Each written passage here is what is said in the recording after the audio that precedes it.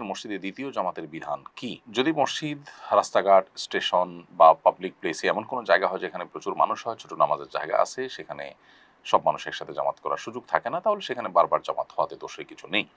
কিন্তু নিয়মতান্ত্রিক যে মসজিদগুলো আছে, সেই মসজিদগুলোতে উম মূলত জামাত একটাই হতে হবে। কারণ একাধিক জামাত যদি সেখানে নিয়মই রাখা হয় যে ০.৫ ঘন্টা পর, পর জামাত হবে, তো স্টেশনের বা আপনার ফেরিঘাট ইত্যাদি পাবলিক প্লেসের যে মসজিদগুলো থাকে সেগুলোতে হিউজ মানুষের গ্যাদারিং এবং এক জামাতে সবাই নামাজ পড়তে পারেন না, সেগুলোর কথা ভিন্ন। কিন্তু নিয়মতান্ত্রিক মহল্লার যে মসজিদগুলো থাকে এগুলো তো একটা জামাতেই সব মানুষের জামাতে নামাজে শরিক হওয়ার সুযোগ রয়েছে।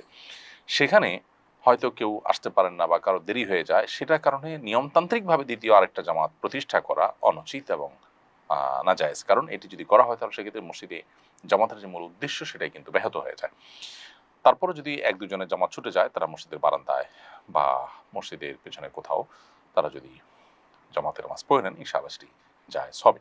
ফোকাহ হানাফ মৌলিকভাবে দ্বিতীয় জামাতকে মাকরুহ বলেন। তবে যেটি বললাম যে কারো জামাত ছুটে গেছে, তারা মসজিদের কোনো এক পাশে প্রান্তে বারান্দায় কোথাও দাঁড়িয়ে জামাত আদায় করে নিলেন, সেটা জায়েজ আছে। কারণ নবী করিম সাল্লাল্লাহু আলাইহি ওয়াসাল্লাম মসজিদে নবীতে জামাত শেষ হওয়ার পর এক ব্যক্তি আসছেন, তাকে আরেকজনের সাথে জামাতের জন্য উদ্বোধন নবী সাল্লাল্লাহু আলাইহি ওয়াসাল্লাম করেছেন।